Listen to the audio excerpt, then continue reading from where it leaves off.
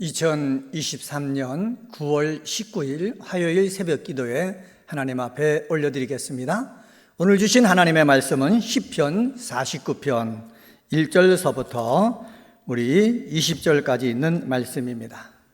시편 49편에 있는 말씀 봉독합니다. 뭇백성들아 이를 들으라.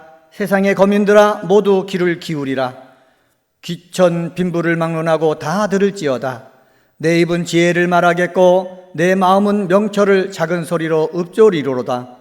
내가 비유에 내 귀를 기울이고 수금으로 나의 오묘한 말을 풀리로다. 죄악이 나를 따라다니며 나를 애워싸는 환난의 나를 내가 어찌 두려워하랴. 자기의 재물을 의지하고 부유함을 자랑하는 자는 아무도 자기의 형제를 구원하지 못하며 그를 위한 속전을 하나님께 바치지도 못할 것은 그들의 생명을 속량하는 값이 너무 엄청나서 영원히 마련하지 못할 것임이니라.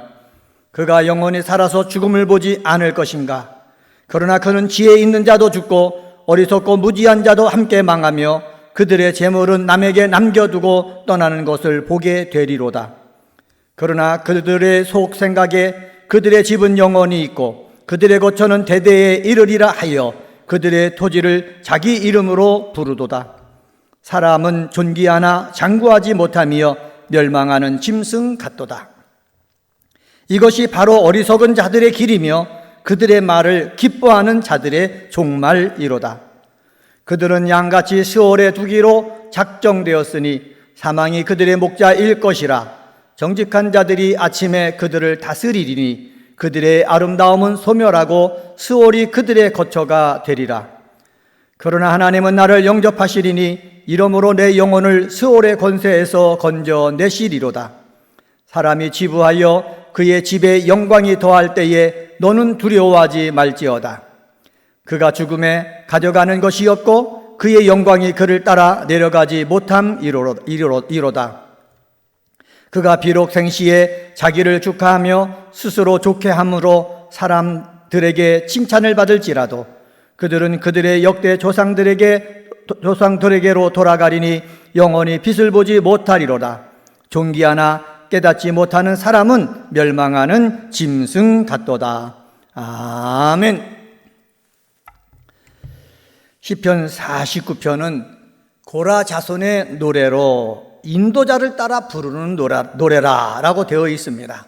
하나님의 성전에 나와서 예배를 드릴 때 인도자를 따라 부르는 노래. 이들이 예배를 드릴 때마다 찬양을 하면서 자기 스스로에게 주는 말이 무엇입니까? 그것은 이렇습니다. 어리석은 자의 길로 가지 말자. 어리석은 자의 길로 가지 말자. 하나님의 백성이 이 세상의 삶을 살아나갈 때에 성경에서 말하는 어리석은 자의 길로 가서는 안 된다. 예배 드릴 때마다 서로 어떻게 해요? 자꾸 자기 마음에다가 말을 하고 있는 것입니다. 13절 말씀 보세요. 13절에 보면 이렇게 되어 있습니다. 이것이 바로 어리석은 자들의 길이며 그들의 말을 기뻐하는 자들의 종말이로다. 이것이 바로 어리석은 자의 길이다 라고 얘기하고 있고요. 20절 말씀 보세요. 20절의 말씀 보면은 존귀하나 깨닫지 못하는 사람은 뭐와 같다? 멸망하는 짐승과 같다. 12절에도 말씀하고 있습니다. 사람은 존귀하나 장구하지 못할 것은 멸망하는 짐승과 같다 말하고 있거든요. 이 말씀을 가지고서 오늘은 어리석은 자들의 길에서 벗어나자라는 제목으로 말씀을 전하겠습니다.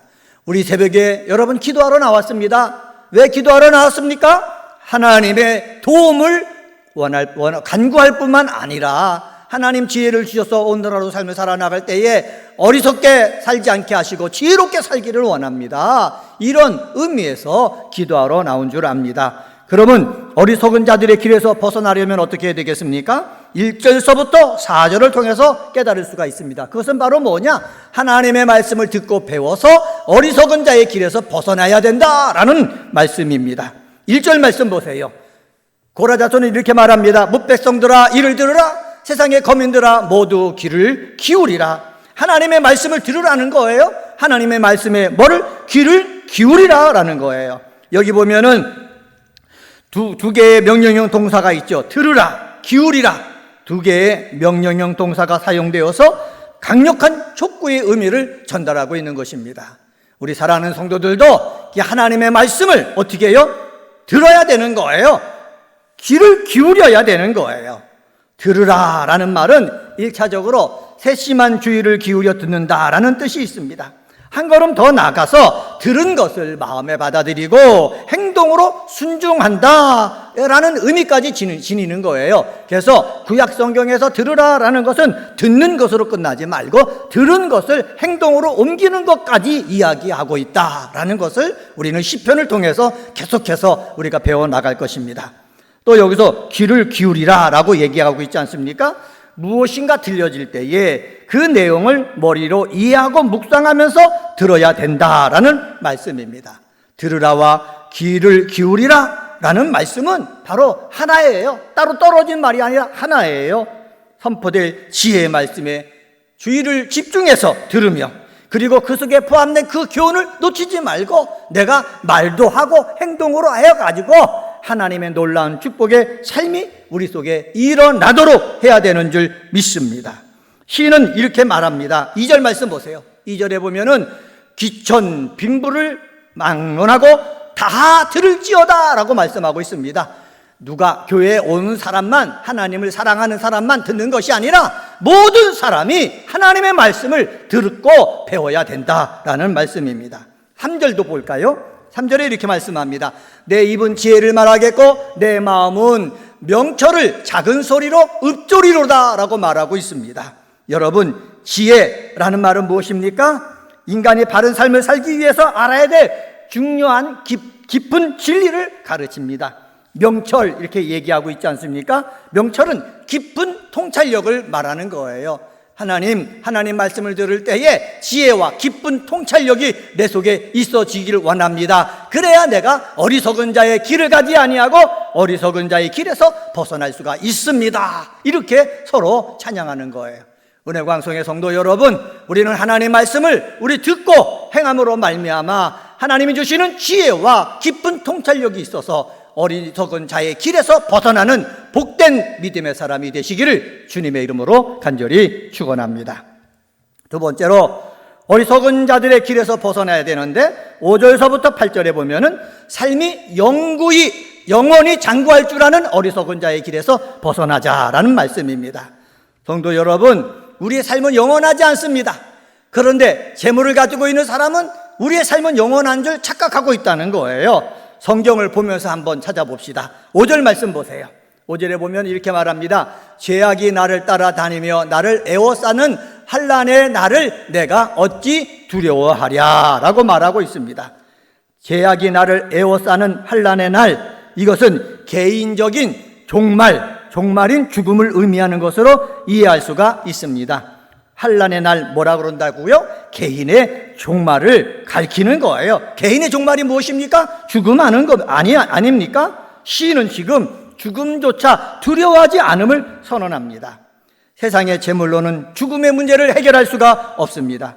하지만 하나님의 지혜와 명철을 깨닫고 하나님의 영에 지배받는 자는 하나님의 영접을 받아 영생하는 구원에 이른다는 사실을 확실하게 인식할 수가 있습니다. 시인은 모든 인간에게 가장 큰 두려움을 주는 죽음까지 두려워하지 않겠다고 말하고 있는 것입니다. 하나님 앞에 예배 드리러 나와서 세상 사람들은 죽음을 두려워하지만은 우리는 하나님이 책임져 주실 거기 때문에 죽음을 두려워하지 않는다. 서로 고백하면서 힘을 북돋고 있는 것입니다.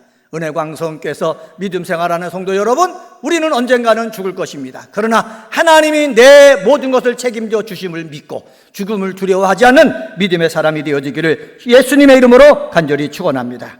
그런데 죽음을 두려워할 사람이 있어요. 어떤 사람입니까? 6절 말씀 보세요. 6절에 보면 자기의 재물을 의지하고 부유함을 자랑하는 자는 이라고 얘기하고 있습니다. 여기서 자기의 재물을 의지한다라는 말, 여러분 의지한다는 말을 알죠? 믿는다, 신뢰한다 라는 뜻이 아닙니까? 이 단어는 원래 푹신푹신한 침대, 매트리스 같은 것을 바닥에 깔아두고 아래를 향해서 스스로 넘어지는 모습을 가리키는 겁니다. 매트리스가 깔려 있으니까는 넘어져도 다치지 않는다라는 확신이 있으면 넘어질 수가 있다는 거예요. 그러나 확신이 없으면은 어떻게 하십니까? 넘어질 수가 없다는 거예요. 재물을 의지하는 자는 이와 마찬가지로 재물 안에서 자신의 힘과 안전을 느끼는 자들입니다. 그래서 재물이 깔려 있으니까 넘어져도 나는 다치지 않을 것이다 라고 생각을 하지만은 그 재물이 모든 문제에 해결이 되지 않는다는 거예요. 환난의 구덩이에서 건져주지 않는다는 거예요. 그런데 어리석은 자들은 어떡합니까? 재물이 모든 문제의 해결자다 이렇게 믿고 있는 거예요. 모든 환난에서 나를 건져줄 자다, 재물이 그렇게 건져줄 자다, 그렇게 믿고 있는 것입니다. 사랑하는 성도 여러분, 어리석은 자들은 이렇게 부유함을 자랑하는 자다 이렇게 말하고 있습니다. 자랑하다라는 말 여러분 말씀 안 드려도 알겠지요? 재물을 신뢰하고 의지할 뿐만 아니라 자신이 가진 재물이 마치 절대자인 하나님을 섬기듯이 찬양하고 경배하는 자, 바로 그 사람이 부유함을 자랑하는 자예요.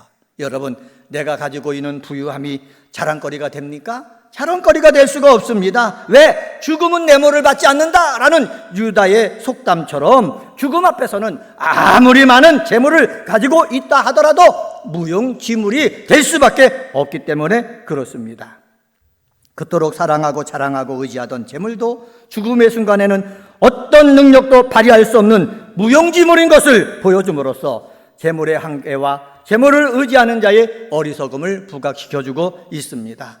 성도 여러분, 삶이 영원할 줄 알고 재물만 모으고 그러지 말고 이 재물을 선한 데 사용할 줄 아는 믿음의 사람들이 다 되시기를 예수님의 이름으로 간절히 축원합니다. 마지막 세 번째로 어리석은 자들의 길에서 벗어나야 되겠습니다. 9절서부터 20절을 통해서 깨달을 수 있는데, 죽음 이후를 생각지 않는 어리석은 자들의 길에서 벗어나는 우리 은혜광성의 성도님들 되시기를 예수님의 이름으로 간절히 축원합니다. 우리 인간은 누구나 죽습니다. 9절 말씀 보세요. 9절에 보면 이렇게 말합니다. 그가 영원히 살아서 죽음을 보지 않을 것인가. 여러분, 흙으로 만든 우리들은 아담과 하와가 죄를 범하는 순간 우리에게는 뭐가 찾아왔어요? 죽음이 찾아왔어요. 죽음이 찾아왔어요. 이 세상에서 죽음을 보지 않을 사람은 아무도 없는 거예요. 아담과 하와도 죽었죠. 아브라함도 죽었죠. 누구나 다 죽는 거예요. 영원히 살아서 죽음을 보지 않을 사람은 아무도 없다는 거예요. 아무도 없는데 죽음 이후를 생각해 보고 그 대비하는 사람들이 또 없다는 거예요. 우리 은혜광성의 성도 여러분은 죽음이 끝이 아니라 죽음 이후의 세계가 있다. 죽음 이후의 세계를 대비하는 사람은 지혜로운 사람이지만은 죽음 이후의 세계가 없다고 믿고 타락하여서 사는 사람들은 어리석은 사람이다 라고 성경은 이야기하고 있습니다. 우리 은혜광성의 성도 여러분들은 정말로 하나님을 바로 믿고 삶으로 말미암아 죽음 이후까지 대비할 줄 아는 성도님들 되시기를 예수님의 이름으로 간절히 축원합니다. 10절 말씀 보세요. 10절에 보면 이렇게 말씀합니다. 그러나 그는 지혜 있는 자도 죽고 어리석고 무지한 자도 함께 망하며 그들의 재물은 남에게 남겨두고 떠나는 것을 보게 되리로다. 시인은 지속적으로 목도하고 인식할 것으로 언급되는 것은 모든 사람에게 찾아드는 죽음이라는 현상입니다. 여기서 죽고 망하고 이렇게 궁극적으로 인생의 최후를 나타내는 동일한 의미를 계속해서 말하고 있거든요. 근데 이 단어는 미완료형으로 사용되어 있어요. 죽고, 그죠? 망하고, 이건 이러한 일이 계속해서 이루어진다는 거예요. 죽는 일이 계속해서 이루어질 것이고, 망하는 일이 계속해서 이루어질 것이에요. 사람이 죽으면은요, 아무리 아름다워도 그 아름다움은 소멸되는 거예요. 죽음이 목자가 되며 그 사람은 스올로 가게 되는 거예요.